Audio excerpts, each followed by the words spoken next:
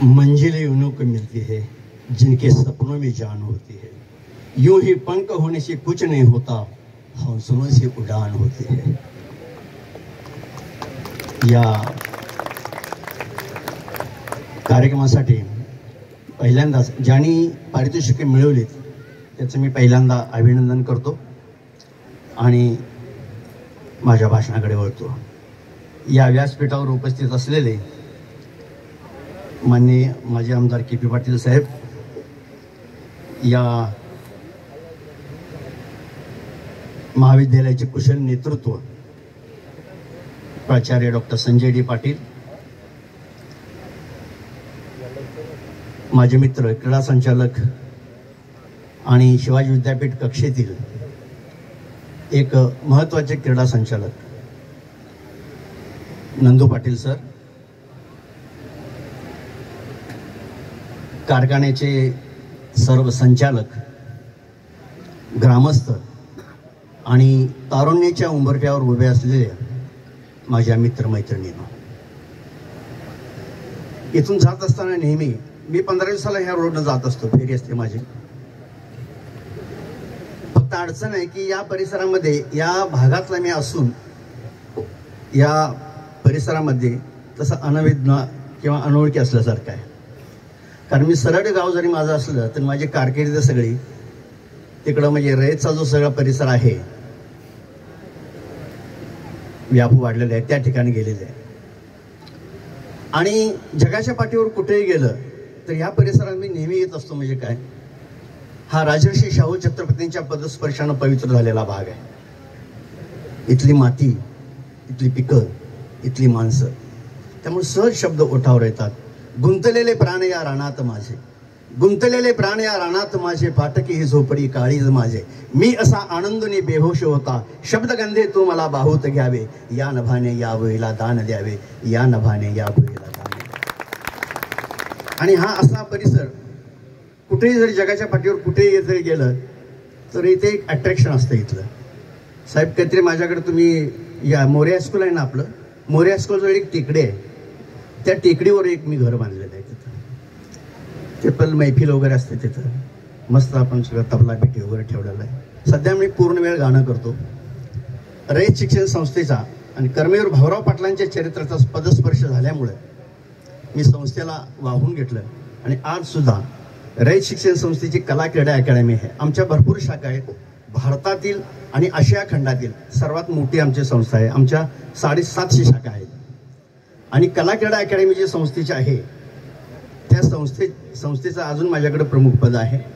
अजून मी सगळ्या महाराष्ट्रभर संस्थेसाठी फिरत असतो. तसा हे गाव जे आहे सरवडे, कदाचित ऐकून तुम्हाला माहीत असेल, हा राधानगरी तालुका, ह्या राधानगरीचं गाव वळिवडे होतं. तर जाता जाता म्हणून सांगतो मी राजर्षी शाहूंचा विषय. राजर्षी शाहू महाराजांनी फेब्रुवारी 1908 मध्ये जे संस्थानिक काळामध्ये जे ह्या राधानगरीचं नाव वळिवडे होतं ते शाहू महाराजांनी 1908 मध्ये बदललं आणि ह्या वळिवडेचं राधानगरी केलं. आणि शाहू महाराजांच्या कन्या राधाबाई आणि अक्कासाहेब महाराज यांच्या नावानं ह्या वळिवड्याला राधानगरी नाव दिलं आणि त्यांच्या नावाने तिथं बाजारपेठ बसवली. आणि त्या ठिकाणी एक अंबाबाईचं देऊळ आहे बघा, ते 1908ला शाहू महाराजांनीच त्या ठिकाणी केले. आणि अशा तऱ्हेने ह्या राधानगरी तालुक्याचा वळिवडे हे गाव झालं. मला मुंबईत होतो मी, नुकताच सिंगापूरहून आलो होतो. सरांचा फोन आला, नंदू पाटलांचा, सर असं असं आहे. तर म्हटलं मी काय फारसं या भागात परिचित नाही इथलं असून सुद्धा. आणि गेल्या वर्षी सुद्धा विवेकानंद कॉलेजवर गेलो होतो, तिथलेही किरण पाटील रिटायर झाले होते. मी म्हटलं ही रिटायर होताना माणसं मला का बोलवतात. यावर्षी पण नंदू पाटलांचं हे शेवटचं पारितोषिक वितरण समारंभ आहे. आणि कदाचित असं असावं की शेवटचा दिवस गोड व्हावा त्यामुळे कदाचित असेल. आणि सरांनी मला सांगितलं असं असं आहे मार्गदर्शन. मी म्हणतो सॉरी सर, मी मार्गदर्शन वर्षी असली भानगड काय करत नाही कधी. माझा पक्का विश्वास आहे कीर्तन ऐकून कोणी शहाणा होत नाही आणि तमाशा बघून कोण बिघडत नाही. आणि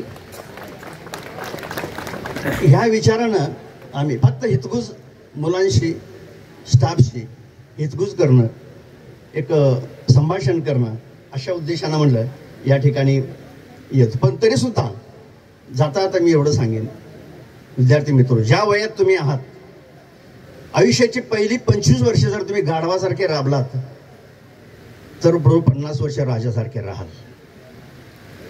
आणि आता ही आयुष्याची 50 वर्षे आई वडिलांच्या जीवावर राजासारखे राहिलात तर पुढची 50 वर्ष तुमचं जीवन जे आहे ते फार खडतर आणि नको त्या वयामध्ये तुम्हाला कष्ट करावे लागेल. हे एवढं जाता आता तुम्हाला सांगतो. आणि आत्मविश्वास आणि जिद्द हे ज्याच्याकडे आहे तो काहीही करू शकतो आणि यशस्वी होतोच. कष्टाला पर्याय नसतो. पूर्वी कसं होतं, आता जास्त मुली प्रत्येक क्षेत्रामध्ये पुढे आहेत. पूर्वी कसं होतं की ट्रॅक भरपूर असायचे पण मुलींना कोण पुढे येऊ देत नव्हतं. आता प्रत्येक क्षेत्रामध्ये मुलं पुढे आहेत. वर्गात जर गेलं तरी 1-2 ओळी असतात त्या मुलांच्या असतात, बाकी सगळा वर्ग मुलींचा असतो. आता सुद्धा संख्या मोजली तर मुलीच जास्त दिसतात, कारण त्यांच्याकडे जिद्द असते. जे ठरवतो आपण ते करण्याची महत्वाकांक्षा असते. जाता एक उदाहरण, अमेरिकेमध्ये अध्यक्ष माहिती तुम्हाला होते बराक ओबामा आणि मिशेल ओबामा. एक दिवस असे एक सुंदर रमणीय सकाळ, आणि त्या रमणीय संध्याकाळी एक छान आलिशान हॉटेल, त्या हॉटेलमध्ये हे दोघे जेवायला गेलेले होतात, बराक ओबामा आणि मिशेल ओबामा. त्या हॉटेलमध्ये जेवायला बसले असताना फक्त सुंदर अशा वातावरणात बसले होते. त्या ठिकाणी थोड्या वेळानं त्या हॉटेलचा मालक आला. त्या हॉटेलचा मालक आल्यानंतर बराक ओबामांना ते म्हणाले, साहेब तुमच्या बायकोशी मला थोडंसं बोलायचं आहे. आता असं जर पुरुषांना म्हणलं की जरा गुदगुले झाल्यासारखं वाटतात. हां. आणि बराक ओबामा म्हणाले, माझ्या बायकोशी ह्याला काय बोलायचं असेल एवढं खाजगीत? ठीक आहे म्हणाले, काय हरकत नाही. आणि तिथून टेबलवरून उठून हॉटेलच्या बाजूला जाऊन ते थोडा वेळ गप्पा मारल्यानंतर परत येऊन बसल्यानंतर अशा वेळी जास्त उत्सुकता असते पुरुषांना. बराक ओबामा म्हणाले, असं काय एवढं विशेष आहे की त्यानं तुला पर्सनल असं बोलायसाठी तिकडं बाजूला घेतलं? मिशेल ओबामा म्हणाल्या, ज्यावेळी मी तारुण्यात होते त्यावेळी तो माझ्यावर प्रेम करत होता आणि त्यावेळी त्यानं मला लग्नाची मागणी घातली होती. मग बराक ओबामा म्हणाले, अगं किती छान आहे, जर तू लग्न त्याच्याशी केलं असतंस तर एवढ्या आलिशान हॉटेलची मालकीण झाली असतीस. मिशेल ओबामा म्हणाल्या, अजिबात नाही. जर मी त्याच्याशी लग्न केलं असतं तर तो माणूस अमेरिकेचा अध्यक्ष झाला असता. म्हणजे ही जिद्द. कारण तुम्हाला वेळ मिळाला तर मिशेल ओबामांचं एक आत्मचरित्र बघा, फार सुंदर आहे. बराक ओबामांचं त्याच्यामधलं भरपूर त्यांचा जो पिरियड आहे तो आहे, आणि त्यांचा ती फॅमिली कशी होती. मित्रो, खेळामध्ये करिअर करायचं असेल मेजर ध्यानचंद आठवा, त्यानंतर आपले लिंबाराम, म्हणजे ही कशातनं माणसं गेलेली कुठं. मेजर ध्यानचंद एक लष्करी, वडील 2 भाऊ लष्करामध्ये असलेले, ज्याला हॉकीचे जादूगार म्हणतात मेजर ध्यानचंद. 1928, त्यानंतर 1932 आणि शेवटचं बर्लिनचं ऑलिम्पिक जर्मनचं, ह्या तिन्ही ऑलिम्पिकमध्ये जे भारताला सलग गोल्ड मेडल मिळाली त्याच्यामध्ये मेजर ध्यानचंद. ॲक्च्युली त्याचं ध्यानसिंग नाव असायचं, पण मेजर ध्यानचंद समजा आपला सराव संपल्यानंतर सुद्धा, मी झोकून देऊन कसं माणसं काम करतात, सराव संपल्यानंतर सुद्धा चंद्राच्या प्रकाशामध्ये तो माणूस ड्रिबलिंग करायचा, हॉकीमधली वेगवेगळी स्किल असं एकटाच प्रॅक्टिस करत राहायचा तो, आणि चंद्राच्या प्रकाशात तो प्रॅक्टिस करायचा.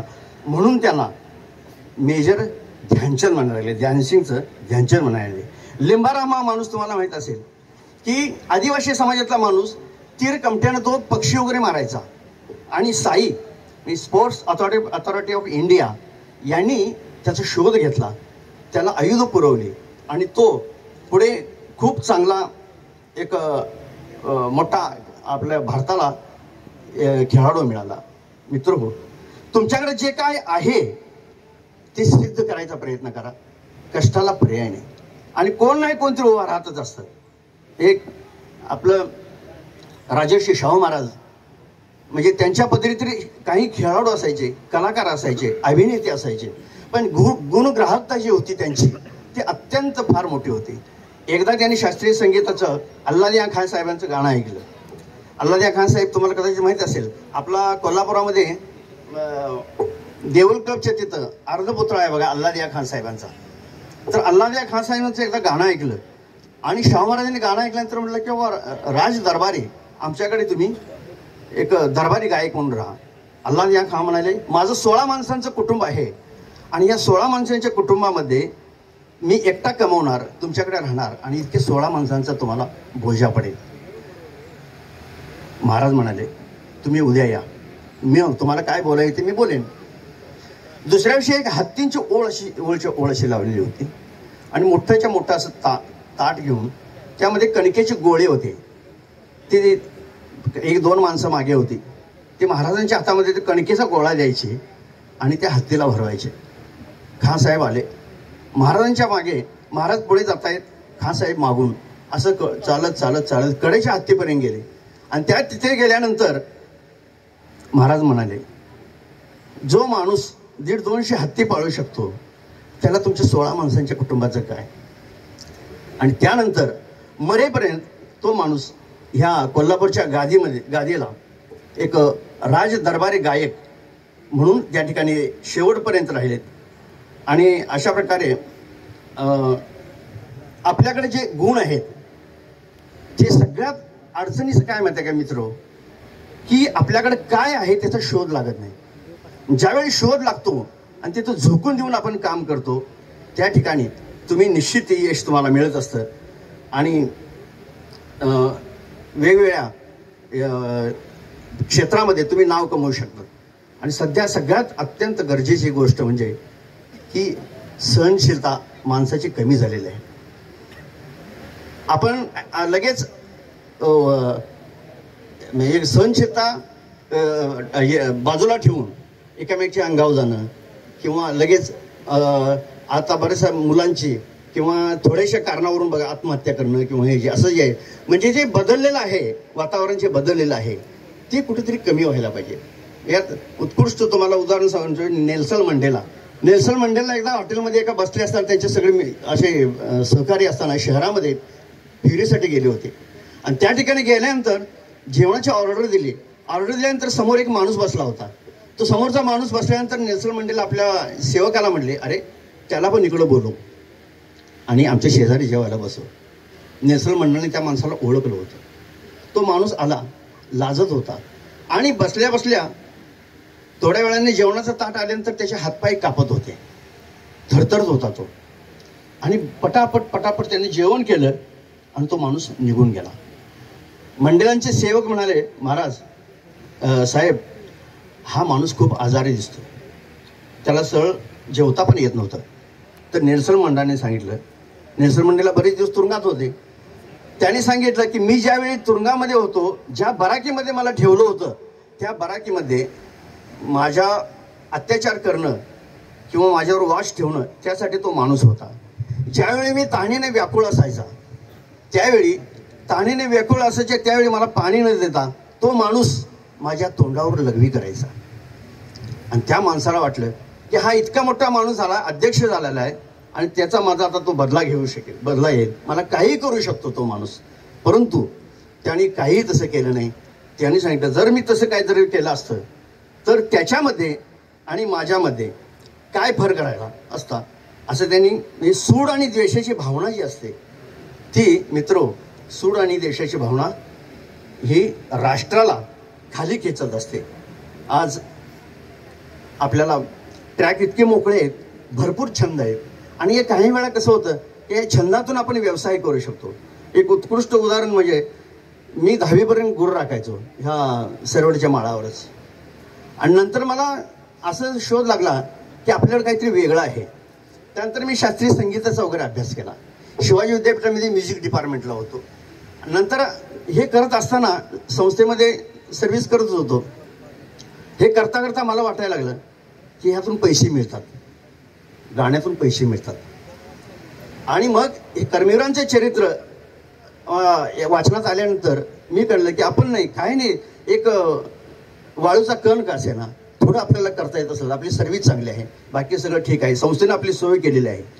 मग मी माझ्याकडं येणारा पैसा सगळा गाण्यामधून मिळणारा पैसा, कार्यक्रम मी चांगले चालायचे सगळ्या महाराष्ट्रभर चालतात, पुणे मुंबई ते असे कार्यक्रम, आणि त्यातून येणारा पैसा मी सगळा संस्थेकडे वळवला. आणि तुम्हाला आश्चर्य वाटेल सर, म्हणजे जेवढे माझ्या पद्धतीने जेवढं करता येईल तेवढं आतापर्यंत जवळजवळ मी 1 कोटीच्या आसपास संस्थेला दिले असतील. आणि जेवढे मला संस्थेच्या या गाण्याच्या माध्यमातून मी काय म्हणतो मला की छंद जो आहे ते काही वेळा छंदातून व्यवसाय जो म्हणतो आपण, ते छंदातून व्यवसाय सुद्धा होऊ शकतो. आज रयत शिक्षण संस्थेला 100 वर्ष पूर्ण झाली. या 100 वर्ष पूर्ण झाल्यानंतर त्याच्यानंतर संस्थेने ठरवलं आमच्या की 100 कार्यक्रम करायचे महाराष्ट्रभर कर्मवीरांच्या प्रोज आणि पोएट्री अशा प्रकारचे 2 तासाचा कार्यक्रम मी सेट केलेला आहे. आणि माझे सगळे कार्यक्रम माझे खासदार रामशेठ ठाकूर त्यांनी स्पॉन्सर केलेले आहेत. 100 कार्यक्रम झाल्यानंतर त्या शेवटच्या कार्यक्रमाला सगळे होते, सगळे पदाधिकारी किंवा संस्थेचे आमचे सगळे, त्यांनी पुन्हा 100 कार्यक्रम स्पॉन्सर केले. 200 कार्यक्रम म्हणजे ज्या नाही महाराष्ट्रामध्ये मी जिथे जिथे जातो आता ते कार्यक्रम मी मोफत जात असतो. माझा सगळा खर्च आमचा खासदार रामशेठ ठाकूर करतात. त्यांचा मुलगा आता प्रशांत ठाकूर, तो आता आमदार आहे बघा, आता या खालच्या याच्यामध्ये निवडून आलेला होता. तर ही सगळी पनवेलची मंडळी आहेत की कमावा शिका योजनेमध्ये तो माणूस होता रामशेठ ठाकूर. दरवर्षी आमच्या संस्थेला कमीत कमी 6 कोटी रुपये ते देणगी देत असतात. 100 कोटीच्या वर आतापर्यंत त्यांची देणगी झाली. की जाणीव, फक्त काय जाणीव की 2 वेळा जेवणाचे भ्रांत असलेला माणूस, 2 वेळा जेवणाचे भ्रांत असलेला माणूस, त्या माणसानं आज इतका मोठा झाला. आज उड्डाणपूल जे आहेत मुंबईची मॅक्झिमम उड्डाणपूल रामशेठ ठाकूर करतात. मुंबईचं आता नवीन जे विमानतळ आहे त्या विमानतळाची कामं 2 माणसाने दिलेली आहेत, त्याचा एक माणूस रामशेठ ठाकूर आहे. आणि संस्थेशी नाळ जोडलेला मॅनेजिंग काउन्सिलचे सदस्य आहेत ते. आणि कुठल्याही संस्थेच्या कामासाठी म्हणजे त्या माणसाला खूप जाणीव आहे त्याची की बाबा आपण संस्थेमुळं आज आहे, आणि ही जाणीव ठेवून काम केलं ना तर बऱ्यापैकी व्यवस्थित सगळं होतं. तुमचे मित्रमंडळी असतील, सगळ्यात अत्यंत महत्त्वाचं मित्र की सकारात्मक विचार. बरेचसे आपल्याला मित्रमंडळी असतात, त्यांना बाजूला करा तुम्ही. असे कायम एवढंच असतं बघा काही लोक, आणि एरंडेल प्यायल्यासारखी असतात असे, त्यांना बाजूला करत चला. सकारात्मक, कायम सकारात्मक विचारानं जर तुम्ही झाला पुढं तर अगदी मस्त. म्हणजे एकदा मला एक असं आठवतं की आंतरविभागीय स्पर्धा होत्या, नंदू पाटील सरपंच होते त्यावेळी. आंतरविभागीय स्पर्धा होत्या ॲथलेटिक्सच्या, आणि ॲथलेटिक्सच्या स्पर्धा होत्या एका झाडाखाली. आता नंदू पाटलांनी कसं ब्लेझर घातलंय तसं ब्लेझर घालून त्यावेळी फिजिकल डायरेक्टर वगैरे सगळे असतात बघा, कटात असतात अगदी. आणि एका झाडाखाली उभं राहील, ते ट्रॅक वगैरे आखलेला होता आणि त्या झाडाखाली उभा होते सगळे. आणि झाडावर मग बरेच पक्षी असतात, आपला सदाबहार पक्षी पण होता रे कावळा. आणि त्यानं एका आमच्या प्राध्यापकाच्या ब्लेझरवर घाण केली वरून. ते त्यानंतर त्या प्राध्यापकाने इतक्या शिव्या दिल्या, म्हणजे कावळा ह्या पक्षाला. आमच्यातला एक प्राध्यापक उठला आणि म्हणे, सर तुम्ही ईश्वराचा आभार माना, तुम्ही ईश्वराचा आभार माना की ईश्वरानं हत्तीला पंख दिले नाही. नाही कळलं? ठीक.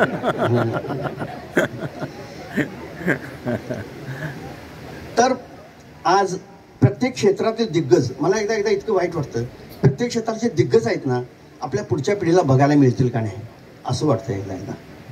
मग ते खेळ असो, राजकारण असो, किंवा राजकारण तर परवा आम्ही इंटरनॅशनल एक मराठी परिषद होती, ह्याला मोठा सोहळाच होता, तिथं पहिला कार्यक्रम माझा होता. रामदास फुटाणे, पवारसाहेब वगैरे होते त्या ठिकाणी. एकदा हा सगळा असा माहोल वाटला की वाटतं की यशवंतराव चव्हाण, शरद पवार ही माणसं किंवा ह्यांची संस्कृती किंवा यांचा जो विचार किंवा ही जी माणसं आहेत पुढच्या पिढीला बघायला मिळतील का नाही. कारण आज आपण बघतोय म्हणजे परिस्थिती राजकारणाचं वगैरे कसं. एक मला गोष्ट आठवते, यशवंतराव चव्हाण 1960ला महाराष्ट्राचे पहिले मुख्यमंत्री झाले. त्यावेळी यशवंतराव चव्हाण मुख्यमंत्री झाल्यानंतर त्यावेळी मुलुक मैदानी तोप तुम्हाला माहिती आहे, आपले आचार्य आत्रे होते. आचार्य आत्रे बोलता बोलता एका स्टेजवर म्हणाले, महाराष्ट्राला निपुत्रिक आणि नपुसक मुख्यमंत्री मिळाला. यशवंतराव चव्हाण काही बोलले नाही त्यावेळी. म्हणजे संयम जो असतो माणसाचा, म्हणजे राजकारणी माणसं म्हणजे केवढं यांचं संयम आणि कसे त्यावेळी माणसं दर्जेदार अशी होते. संध्याकाळी आचार्य आत्रेंना फोन केला यशवंतरावने आचार्य अत्रेंना फोन केला आणि स्पष्टीकरण दिलं थोडं. साहेब, 1942च्या स्वातंत्र्य लढ्यामध्ये वेणुताई होती आणि त्या लढ्यामध्ये इंग्रजांनी लाठी हल्ला केला आणि त्या लाठी हल्ल्यामध्ये वेणुताईचं गर्भाशय निकामी झालं. अत्रे काही बोलले नाही. संध्याकाळी काही वेळानं त्या घरी आले. अत्रे घरी आले, अक्षरशः रडले आणि वेणुताई काय म्हणाले त्यांना, दादा तू आमच्या घरी आलात ना तुम्ही, बस आम्हाला याच्यापेक्षा काय मोठं आहे म्हणते, काय या किनार या निमित्तानं का असे ना तुम्ही आमच्या घरी आलात. अत्रेंनी यशवंतरावांची वेणुताईची माफी मागितली आणि अशी म्हणजे ही कुठल्या मुशीतून तयार झालेली ही माणसं आज ह्याला फाडतो त्याला फाडतो, ह्याचा कोतळा काढतो त्याचा कोतळा काढतो, हे आज सगळं आपल्याला बघायला मिळताना. तर ही जी दर्जेदार माणसं जी आहेत मी प्रत्येक क्षेत्रातली, मग एकदा आपण विचारतो बाबा पुढच्या पिढीला ही बघायला मिळतील का नाही माणसं. आज इतके ट्रॅक मोकळे आहेत मित्रो, आपल्याला वाटतं की बाबा 90% मार्क्स 95% मार्क्स अमुक तमुक, तर काय नाही. तुम्हाला कितीतरी माणसं अशी दिसतील ह्या जगामध्ये की आपल्या रेग्युलर जीवनामध्ये ते नापास झालेली, परंतु आपल्याला आपला आयडॉल म्हणून, आपल्याला आपला मार्गदर्शक, आपली प्रेरणा म्हणून ती माणसं पुढे असतात. तुम्हाला ही अजरामर झालेली माणसं त्याच्यामध्ये कुठं ना कुठं तरी ही माणसं नापास झालेली आहेत, पण तरी सुद्धा केवढी मोठी झाली आहेत. महात्मा गांधी, इंदिरा गांधी, यशवंतराव चव्हाण, थोर साहित्यिक कुसुमाग्रज, शांता शेळके, नाशी फडके, गुलजार आणि कला क्षेत्रातील राज कपूर, आर के लक्ष्मण, थोर शास्त्रज्ञ अल्बर्ट आईन्स्टाईन, न्यूटन यांनी पुन्हा उभारी घेतली आणि आपलं जीवन समृद्ध केलं. तर कुसुमाग्रज हा जो माणूस आहे ते HPT कॉलेज, नाशिकला HPT कॉलेजला होते आणि त्यावेळी त्यांनी नापास झाली. ते नापास झाल्यानंतर रडत बसले घरी. वडिलांनी सांगितलं काय काळजी करू नको, पुन्हा बघ काय. नंतर त्या माणसानं उभारी घेतली आणि इतका मोठा माणूस झाला की म्हणजे केवढे इतके सुंदर सुंदर गाणे लिहिले. म्यानात उसळे तलवारीची पात, वेडात मराठे वीर दौडले सात, त्यांनी लिहिलं. जगातलं मी म्हणतो तर त्यांनी जे प्रेमगीत जे लिहिलं तर मी म्हणतो ते जगातलं सगळ्यात अत्यंत चांगलं प्रेमगीत असावं. त्यांनी प्रेमगीत लिहिलं पृथ्वी आणि सूर्याचं. युगा मागुनी चालली रे युगे ही करावी किती भास्करा वंचना, किती काळ कक्षेत धावू तुझ्या मी, कितीदा करू प्रीतीची याचना. दिमाखात तारे नटोनी थटोनी शिरी टाकीती दिव्य उल्का फुले, परंतु तुझ्या मूर्ती वाचून देवा मला वाटते विश्व अंधारले. निराशेत संन्यस्त होऊन बैसे, निराशेत संन्यस्त होऊन बैसे, ऋषींच्या कोळी उत्तरला ध्रुव, पिसाटापरी केस पिंजारोनी, करी धूमकेतू करी अर्जव. आणि पृथ्वी म्हणते शेवटी ह्याला सूर्याला म्हणते, गमे की तुझ्या रुद्र रूपात जावे, गमे की तुझ्या रुद्र रूपात जावे, मिळून गळा घालून या गळा, तुझ्या लाल ओठातली आग प्यावी, मिठीने तुझ्या तीव्र भाव्या कळा. आणि शेवटी म्हणते अमर्याद मित्रात तुझी थोरवी. पृथ्वी म्हणते मित्र म्हणजे सूर्य, अमर्याद मित्रात तुझी थोरवी, मला वाटते मी एक धुळीकण, अलंकाराने आला परिपाये तुझे, धुळीचेच आहे मला भूषण, धुळीचेच आहे मला भूषण. इतकं सुंदर हे गाणं. असंच मी याच्यावर लिहिल्यानंतर एकदा वर्गात त्यावेळी गेल्यानंतर एका फळ्यावर असं लिहिलेलं होतं की मी ज्या मुलांना स्पोर्ट्सची पोरं जरा इतर यांच्यापेक्षा जरासे आपले संबंध वेगळे असतात, फिजिकल रायटर आणि मुलांचे, आणि त्या ठिकाणी ते अशाच आशयाचं एका FYच्या मुलानं आपल्या फळ्यावर लिहिलं होतं असं जे गाणं. त्याच्या ह्याच्यामध्ये तूच सांग जाने मन प्रेम कसं करू, तूच सांग जाने मन प्रेम कसं करू, दारावरून तुझ्या किती वेळा फिरू. आय लव्ह यू म्हणायची भीती वाटते, आय लव्ह यू म्हणायची भीती वाटते, म्हणून SMS केला तुला, पण मोबाईल काढून घेतल्यामुळे पण म्हणजे वडिलांनी मोबाईल काढून घेतला असं त्याच्यावर. त्यानंतर संध्याकाळी बागेत बोलावून बापाने तुझ्या बदलले मला, दिवसात चांदण्या दिसत होत्या, मनकाने मनका झाला ढिला, सारे प्रयत्न झाले स्वतःला कसे तारू, तूच सांग जाने मन प्रेम कसं करू. आणि कोणीतरी असं मित्राने सांगितलेलं, डॉक्टर आहेत बाबा तिचे, डॉक्टर आहेत बाबा तिचे, डॉक्टर आहेत बाबा तिचे, मग त्यांनी त्या आईला विचारलं की डॉक्टर खरंच महान आहेत, एकदा प्राण वाचवला त्यांनी, माझ्यासाठी देवदूत आहेत. आई म्हणाली, कशाला पुढ्या सोडतोस हे सटरफटर, तिचे बाबा आहेत जनावरांचे डॉक्टर. भरभरून पत्रे लिहिली मी तिला, भरभरून पत्रे लिहिली मी तिला, एकाच पत्रपुष्प येईल आशेवर. बेडकांना दगड मारत बसलो तासन तास विहिरीच्या काठावर, पण आले एक पत्र तिचे मी माझा राहिलोच नाही. आले तिचे पत्र एक आणि मी माझा राहिलोच नाही. बसलो पक्ष्यांच्या पंखावर, जमिनीवर उतरलोच नाही. तिने लिहिले, आभारी आहे मित्रा, बऱ्याच वस्तू भरभरून दिल्याबद्दल, सुखाचे 4 दिवस चांगले दाखवल्याबद्दल. सारे काही मिळाले, सारे काही मिळाले, आता काय राहिले बाकी? लग्न ठरले आहे, स्वीकार माझी राखी. आपल्या ह्या महाराष्ट्रामध्ये एवढी समृद्ध ही भूमी आहे की आपल्या जवळचाच एक माणूस पूर्वी असंच याच्यातून मला आठवलं की रेठरे हरणाक्ष माहीत असेल तुम्हाला, सांगली जिल्ह्यामध्ये रेठरे हरणाक्ष, त्या ठिकाणी तो माणूस जन्माला. त्याचं नाव आपले श्रीधर बाळकृष्ण कुलकर्णी, त्यांना पठ्ठे बापूराव म्हणायचे. तर महाराष्ट्राचा एक तमाशा वगैरे असं त्या माणसाच्या कवनाशिवाय व्हायचा नाही. आणि असं मी परवा वाचलं की लाखो कवनं त्या माणसाने लिहिली. तर ते खरं असावं का? त्यांची एक पद्धत होती, आज मिळालेला पैसा उद्या बघायचा नाही, आज मिळालेला पैसा उद्या बघायचा नाही, आज गायलेली लावणी उद्या पेश करायची नाही. असंच 12 बलुतेदारांचं गाव. आम्ही ज्यावेळी शहरामध्ये येतो त्यांना शहरातल्या लोकांना मुलांना कळत नाही सर, बलुतेदार वगैरे म्हणतो ना आपण, 12 बलुतेदार. खेड्यातल्या मुलांना काय अडचण नसते. असंच त्याने एक वर्णन केलं होतं की 12 बलुतेदार, आणि त्या गावामध्ये एक सौंदर्यानं म्हणजे सौंदर्यवती एक तरुण मुलगी गावामध्ये येते. आणि त्याने असं वर्णन केलेलं आहे की गावामध्ये जे माणसं असतात त्या प्रत्येकाची स्थिती काय होते तिला बघून, ते त्या पठ्ठेबापूराव इतकं सुंदर वर्णन केलेलं आहे. त्याने लिहिलेलं आहे, ही नटरंगीनार, ही नटरंगीनार, मारी काळजात वार, पाडी का सुट्याला पार, चापुनिया पटी, पाटलाला लावला चाला कुलकर्ण्याला घालती डोळा, पाटलाला लावला चाला कुलकर्ण्याला घालते डोळा, मास्तरानं सोडली शाळा हिच्यासाठी, मास्तरांनी सोडली शाळा हिच्यासाठी.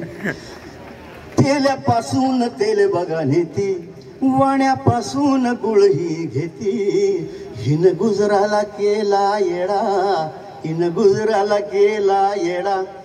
खुळा झाला या बामन सोडून दिलं देव ध्यान, खुळा झाला या बामन सोडून दिलं देव ध्यान. माग पंचांग घेऊन पळतो या किती, माग पंचांग घेऊन पळतो या किती. हिचा पाहुनी या ताल, फुगले सोनाराचे गाल, त्यानं दुसऱ्याचा माल हिला दिला, त्यानं दुसऱ्याचा माल हिला दिला. लागली न्हाव्याच्या पाठी त्याची लिलाव केली दोपटी, लागली न्हाव्याच्या पाठी त्याची लिलाव केली दोपटी. अशी नार ही थाटाची भुलविले किती, अशी नार ही थाटाची भुलविले किती. हिचा कळला नाही कावा, सोडला कुंभारान आवा, गुरवाला दावली बघा हवा, गुरवाला दावली बघा हवा. अशी भाजीन दिनार हिचं दिसणं गोलजार, अशी भाजीन दिनार हिचं दिसणं गोलजार. म्हणे पठ्ठे बापू फार संग सोडा हिचा, म्हणे पठ्ठे बापू फार संग सोडा हिचा, म्हणे पठ्ठे बापू फार संग सोडा हिचा. अशी ही जी माणसं, मराठी माती आपण म्हणतोय, मराठीमध्ये इतकं विपुल आहे, इतकं भरभरून आहे. सगळ्या भाषांचा जर अभ्यास केला, सगळं जर आपण जर चाललं, तर मराठी अशी आहे की मराठीमध्ये काही प्रकार आहेत ना ते कुठल्याही भाषेमध्ये नाहीत, असे काही प्रकार आहेत. आता मराठीचे नाट्यगीत शास्त्रीय संगीताला आधारून किंवा सेमी क्लासिकल जे म्हणतो आपण, ते कुठेही याच्यामध्ये नाहीत. तर अशा प्रकारचे हे आपलं मराठीचं वैभव आहे, ते वैभव. परंतु आपण ते घ्यायला थोडंसं कुठेतरी कमी पडतो.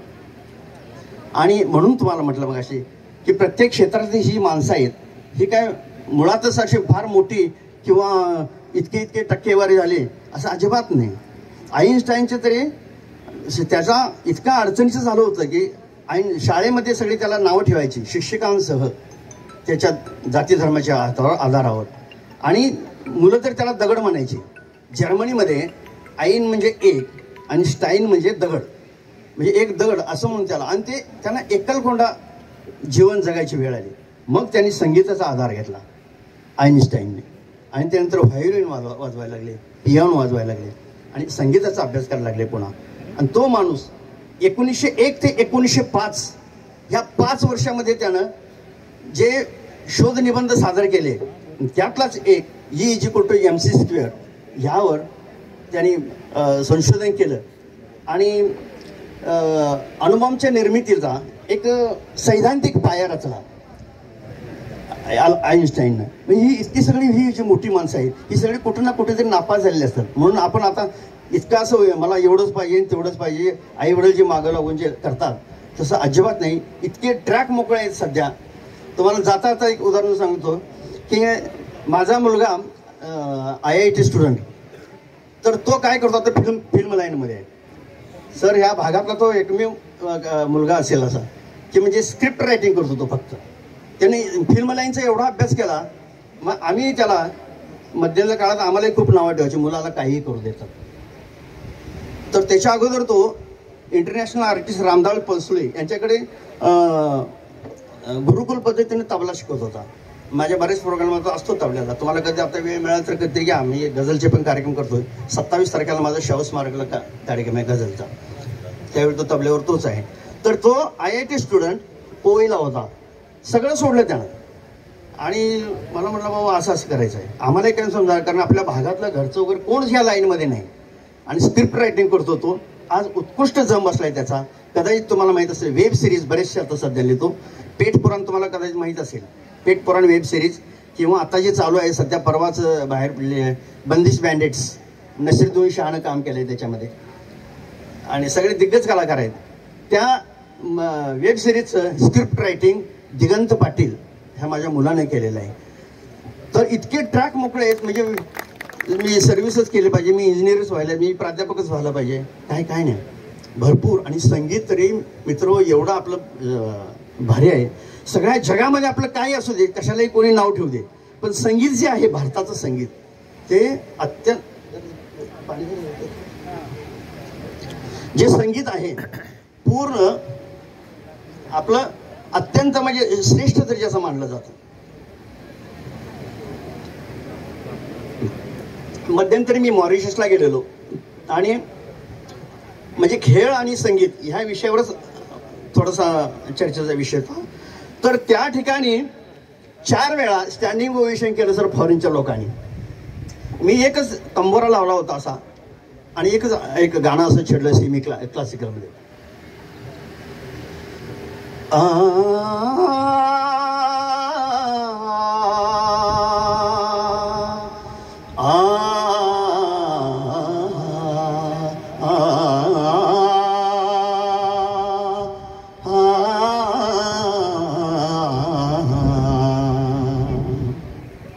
लगा चुनरी में दाग छुपाऊं कैसे, लगा चुनरी में दाग, चुनरी में दाग छुपाऊं कैसे, घर जाऊं कैसे, लगा चुनरी में दाग. हो गई मैली मोरी चुनरिया, कोरे बदन सी कोरी चुनरिया, हो गई मैली मोरी चुनरिया, कोरे बदन सी कोरी चुनरिया. जाके बाबुल से नजर मिलाऊं कैसे, घर जाऊं कैसे, लगा चुनरी में दाग छुपाऊं कैसे, लगा चुनरी में दाग. कोरी चुनरिया आत्मा मोरी मैल है माया जान, कोरी चुनरिया आत्मा मोरी मैल है माया जान. ओ दुनिया मोरे बाबू घर ये दुनिया ससुराल, जाके बाबुल से नजर मिलाऊं कैसे घर जाऊं कैसे लगा चुनरी में दर्द छुपाऊं कैसे लगा चुनरी में दर्द दिन तना ना दिरदरतान तानु देरे ना दिन तना ना दिरदरतान तुम तो देरे ना दिन तना ना दिरदरतान तुम तो देरे ना दिन ता देरे देरे ताना दिरदर तिर दारे दारे ताने दिन तना ना ना ना दिरदर दिरदर दिरदर ताना ताना दिन तना ना दिरदरतान तानु देरे ना दिन तना ना दिरदरतान तुम तो देरे ना दिन तना ना दिरदरतान सप्त सुर्णशील ग्राम बंसी बाज रे सा नि सा नि नि ध नि ध पापा मम ग म ध ग म ग रे सा धादा किरता चरण धरण धरत पग परत नय परण झांझर झन के झन न न न न न धुर तुम तन न तन न तन तन न दिन तन न धुरतान तुम तो देरे न दिन तन न धुरतान तुम तो देरे न दिन तन न धुरतान न धुर तरते तरते तुम तन न न न तुम तन न न न तुम तन न न न तुम तन न न न तुम तन न न न धुर तुम तन न न धुर तुम तन न न धुर तुम तन न न धुर तुम तन तुम तो दागड धुम तकंदा दागड धुम तकंदा दागड धुम तकंदा दिन तन न धुरतान तन देरे न दिन तन न धुरतान तुम तो देरे न दिन तन न धुरतान दिदितान दिदिता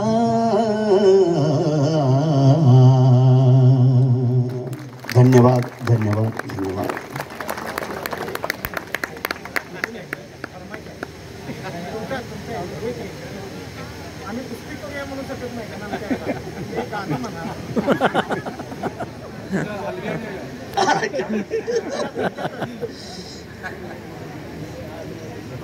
स्पेल बाउंड जबरदस्त आडाचा कलाकार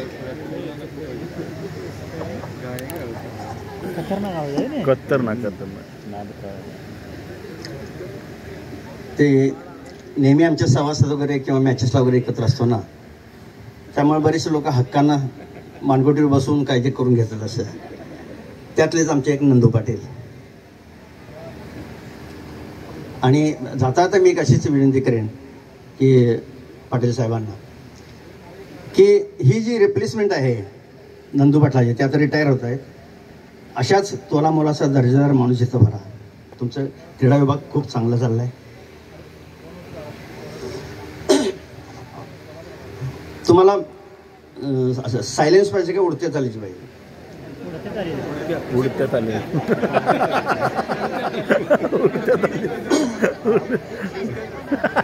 उडत्यात आली सायलेन्स नाही पाहिजे ना, उडत्यात आली. हां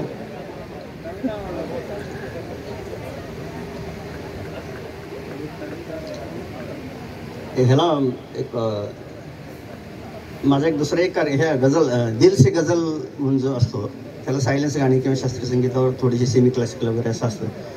पण तिकडच्या भागामध्ये पुणे मुंबई किंवा सातारा तिकडं माझा एक झणझणीत मराठी म्हणून कार्यक्रम एक आहे असं.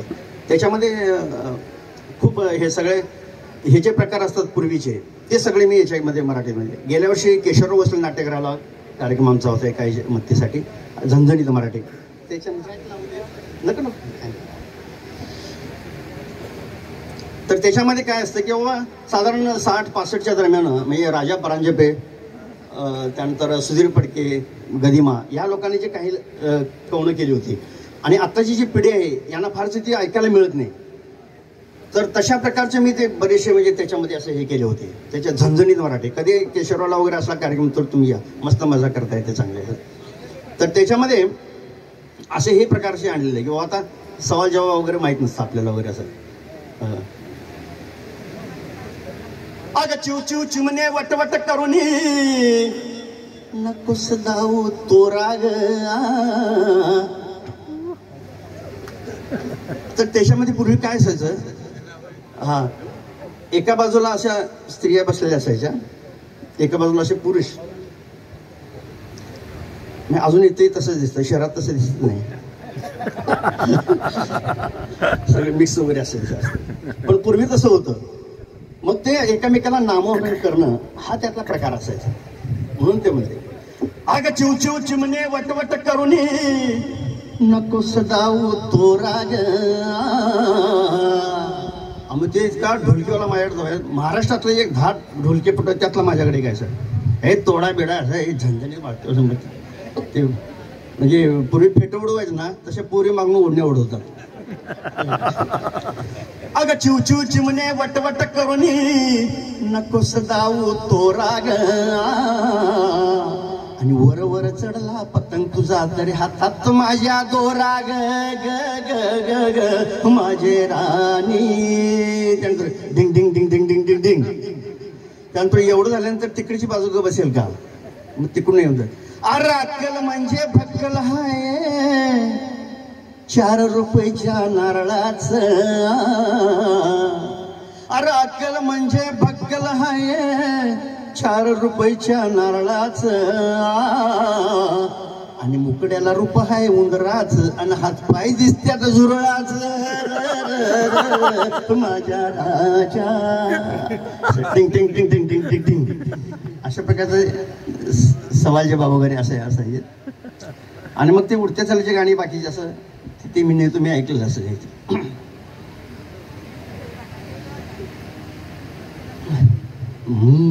मनाच्या धुंदीत लहरीत येना सखे ग साजणी येना. सुखाची उधळीत भरसात येना सखे ग साजणी येना. सखे ग साजणी येना. चांदन रूपात आलाय वारा मुकडा तुझा ग अतिसाजरा. माझ्या शिवारी तू जरा सारा घालीन तुझ पाकरा. माझ्या डोळे शिनले ग तुझी वाट पाहुनी ग. गुलाबी गालात हसत येना सखे ग साजणी येना. मनाच्या धुंदीत लहरीत येना सखे ग साजणी येना. आता कुठवर धीरमी धरू काळीज करते बघ हुरहुर. सजणी नको ग माग फिरू माझ्या सुरात सूर्य भरू. माझे डोळे शिनले ग तुझी वाट पाहून ग. बसंती वाऱ्यात तुऱ्यात येना सखे ग साजणी येना. मनाच्या धुंदीत लहरीत येना सखे ग साजणी येना. सुखाची उधळीत भरसात येना सखे ग साजणी येना. सखे ग साजणी येना. ला ला ला ला ला ला ला ला ला ला. धन्यवाद मित्र हो. खरंच धन्यवाद म्हणूया काय. पाटील सर अतिशय उत्कृष्ट तुम्ही मार्गदर्शन केलं त्याबद्दल मी तुमची खूप खूप आभारी आहे. यानंतर वार्षिक पारितोषिक सोहळा आणि यानंतर आभार आणि त्यानंतर वंदे मातरम होईल. सर